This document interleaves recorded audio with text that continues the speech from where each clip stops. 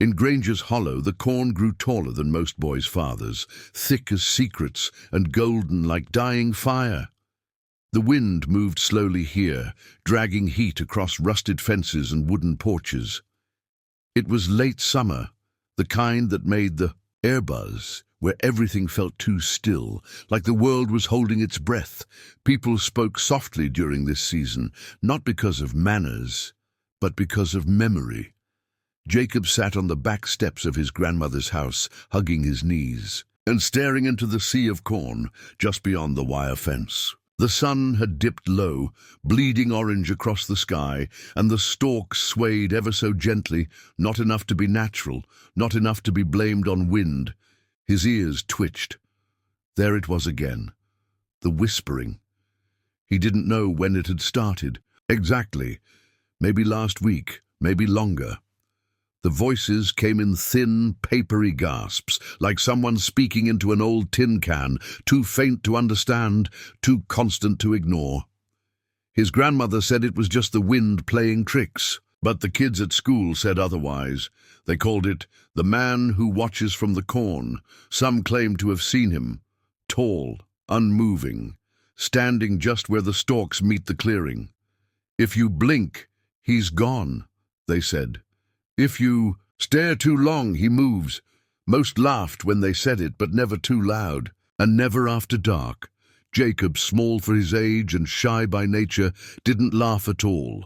He'd never fit in with the boys at school, never strong enough to push back, never fast enough to outrun the teasing. But this watching thing in the corn was different. It didn't mock him. It waited, like it knew his name, and tonight it was whispering it.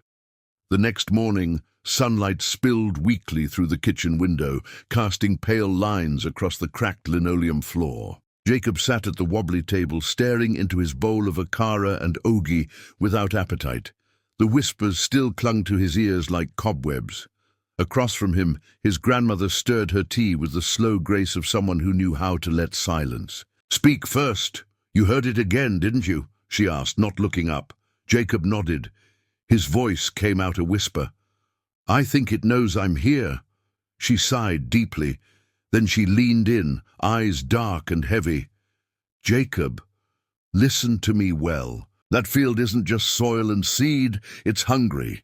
He looked up, confused. She continued, "Every year one child disappears from Granger's hollow near harvest. One, never more, never less." Her voice was steady, too calm for the weight of what she was saying. "It's been happening since before I was born. Before your father, that cornfield was planted over a burial ground, an old one. They say the spirits weren't at rest, and one rose from the ground. He's not alive. He's not dead.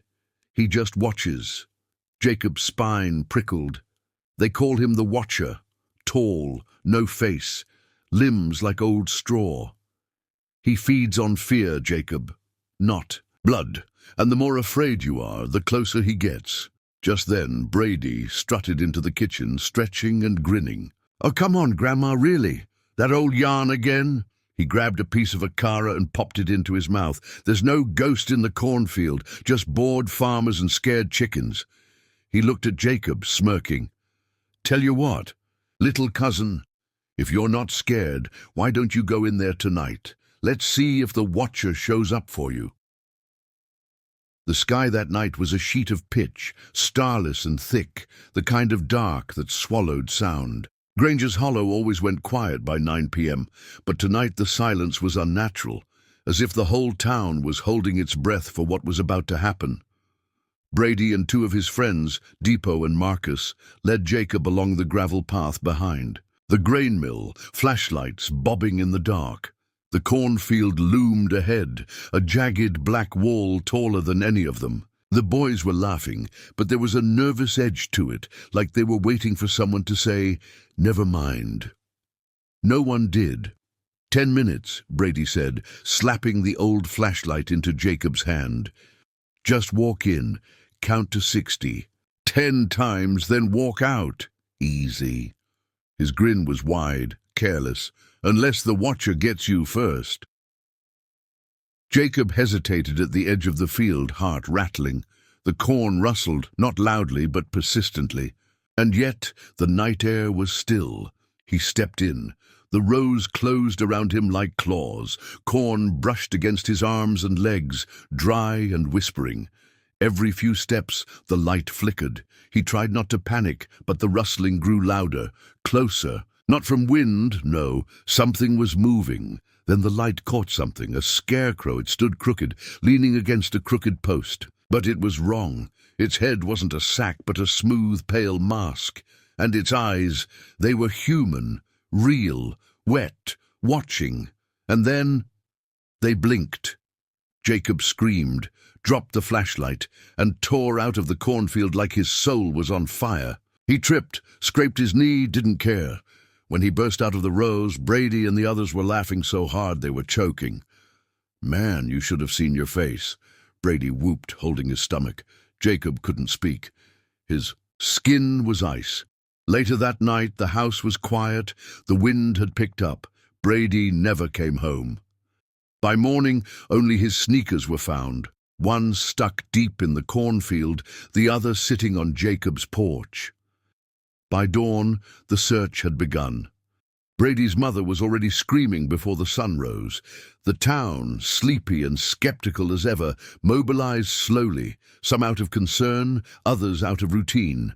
The sheriff asked questions. The boys who were there stammered their half-truths. Depot said Brady wandered off.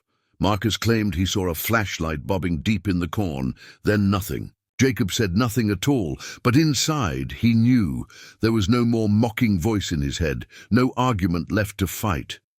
The thing he saw, the scarecrow that blinked, wasn't a prank. It wasn't a shadow or a trick of fear. It was real. And now Brady was gone. Jacob barely ate. He spent hours sitting at the kitchen table with a pencil in hand, sketching the scarecrow, over and over. Each time it came out different. In one, its face was a stitched-up burlap sack. In another, it had a mirror for a head, reflecting a hollow version of himself. In another, no face at all, just a hole, black and endless, and then the birds came. They started appearing on the roof at dusk, dozens at first, then hundreds. Perched in silence, all facing the cornfield. Never chirping, just watching. It unsettled the neighbors, but no one mentioned it out loud. Not in Granger's hollow. Jacob watched them through the window as twilight bled into the sky. His fingers trembled around his pencil. Grandmother noticed. She didn't raise her voice, didn't sit down. She simply stood behind him and said quietly, "If the birds stop singing, don't go outside." Jacob turned to her, confused. "But they're not singing now."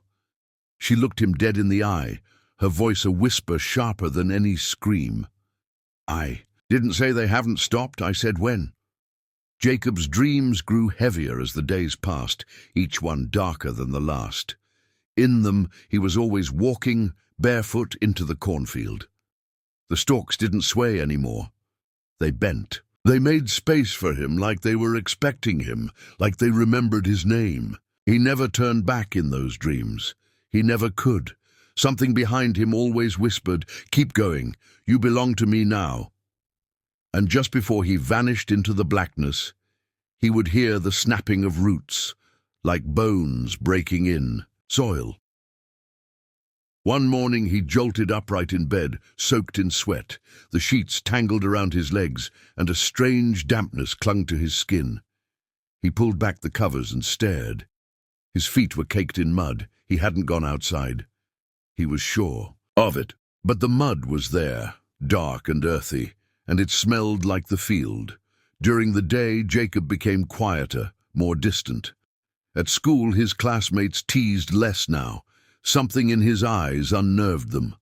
Every time he looked out the classroom window, he saw something moving in the field across the road. A shape, tall, still, but the moment someone else looked, it was gone. Just corn.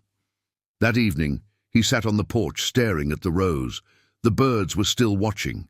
He turned to his grandmother, his voice barely above a breath. "Why does it feel like it's waiting for me?" She exhaled through her nose slowly. Because it is, Jacob blinked. What do you mean? She stared ahead, jaw tight. Your uncle. He was 17. Just like Brady, he disappeared the same way, same field, same whispers. It only ever takes one boy. One each generation. Jacob's heart pounded. The patterns in his sketches. The eyes in the dark. The mud. The field wasn't haunted. It was hungry. Jacob waited until the town square emptied after sunset.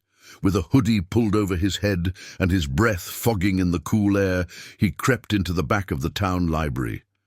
The lock on the records room was old, rusted and loose. He jimmied. It opened with a bent key he found taped under his grandmother's spice rack, a place she said no curious boy had business looking. Inside, the room smelled like damp paper and time. He sifted through yellowed clippings, brittle folders, and forgotten police reports. One by one, he uncovered names.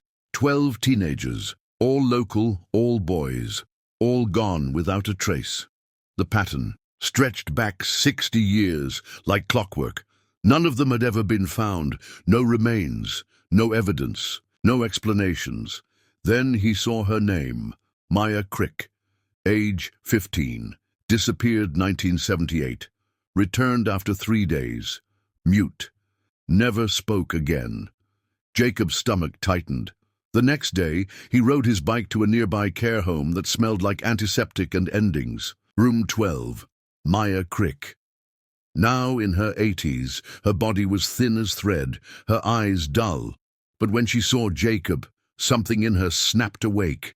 Her fingers twitched, reaching for the pen and paper beside her. She scribbled shakily, her hands trembling. Jacob leaned forward, reading the crooked letters. He's not a man. Don't look at his face. He froze. She reached for his wrist, squeezed once, then stared out the window toward the direction of the field. She didn't blink again. The air grew heavier with every passing day, like something unseen was pressing down on Granger's hollow. Jacob could feel it in his bones, in the silence between his grandmother's words. One night, while peeling cassava by the kitchen sink, she finally spoke, without turning around. There was a time the elders made offerings. Jacob paused. What kind of offerings? She exhaled, slow and bitter. The kind that bled, chickens, goats. Then when the corn began taking children, they stopped pretending. They chose silence instead, pretended it wasn't happening. But someone always knew. Someone always let it happen. Her voice hardened. You think Brady disappeared because he was reckless? No. That boy was given to it, to keep the rest safe. Mark my words, Jacob. Someone in this town knew. Maybe even the mayor. His father was on the last council that held the ritual. Jacob's blood ran cold. They sacrificed him? She turned then, eyes full of storms. Something must feed, or it comes for everyone. That night, Jacob couldn't sleep. He lay still in bed, listening to creaks in the hallway, not from the wind, not the house. Footsteps, soft, measured, just outside his door. He held his breath. The doorknob twitched, but didn't turn. Minutes passed. Nothing. When he finally dared to rise, he opened his window for air. There, scattered on his sheets, was straw. Damp, matted, smelling of soil and rot. Jacob stared at it, his fists clenched. The field hadn't forgotten him. It was calling. Him it was Kemi this time. Her voice was loud in the schoolyard, teasing but edged with challenge. What, Jacob? Still scared of bedtime stories? The others laughed, and he said nothing. But when she leaned close and whispered, If he's real, show us. Jacob nodded once. That evening, just before twilight bled into the hills, he strapped on a cheap body cam and stood at the edge of the cornfield alone. The light was gold and dying. His breath felt thin. I'm not doing this for them, he whispered. I'm doing this for Brady. He stepped inside. Immediately the air changed. The corn shifted, subtly but surely. What was once a straight, Path began to twist. Rows bent where they shouldn't, leading him not forward but inward, like the field was folding around him, pulling him into a spiral.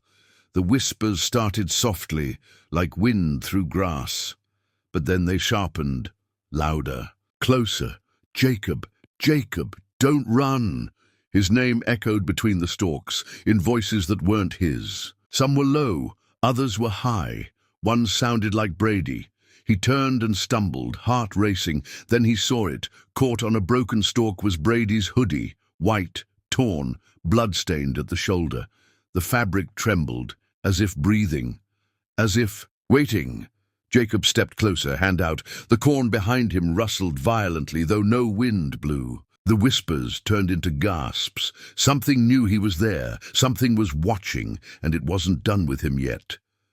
The corn finally opened, revealing a clearing Jacob hadn't known was there. The air changed, still and thick like syrup. No wind, no sound, just stillness. In the center of the clearing lay a perfect circle of dead crows, their wings splayed, necks twisted at unnatural angles. Flies buzzed quietly over black feathers, but even they seemed afraid to touch what lay beneath them. Bones, small, human-looking, peeked from the soil, half buried, like something had tried to claw its way out. And in the center stood a single scarecrow. It was tall, wrongly tall. Its limbs were stiff and uneven, stuffed with rotting straw and what looked like scraps of clothing from different generations. The fabric flapped even though the air didn't move. Jacob took a step closer, breath caught in his chest. The scarecrow turned its head, slowly, like it had waited a long, long time. Its face wasn't made of burlap or sackcloth. It was a mirror. Jacob gasped. In it, he saw not his reflection, but a version of himself. Older, pale, lifeless eyes sunk deep into hollow sockets. His mouth moved, but no sound came. The scarecrow raised a hand, reaching. Jacob screamed and ran, crashing through corn, not daring to look back. It wasn't a ghost, it was becoming him. Jacob burst out of the cornfield just as the sky turned black, lungs burning, hands scratched raw. He didn't stop running until he reached the porch, but when he glanced at the window, his reflection stood still, unmoving, watching. That night, the birds on the roof were gone. No flutter, no song, just silence. At dawn, the townspeople would whisper about the new scarecrow standing in the field, taller than the rest, its shoulders draped in a torn, faded hoodie, and from the back door, Jacob's grandmother stepped, barefoot into the dark, whispering, "Just like your father before you." To be continued. If you enjoyed the story, don't forget to subscribe to this channel and turn on the notification bell so you'll be the first to know when part 2 drops.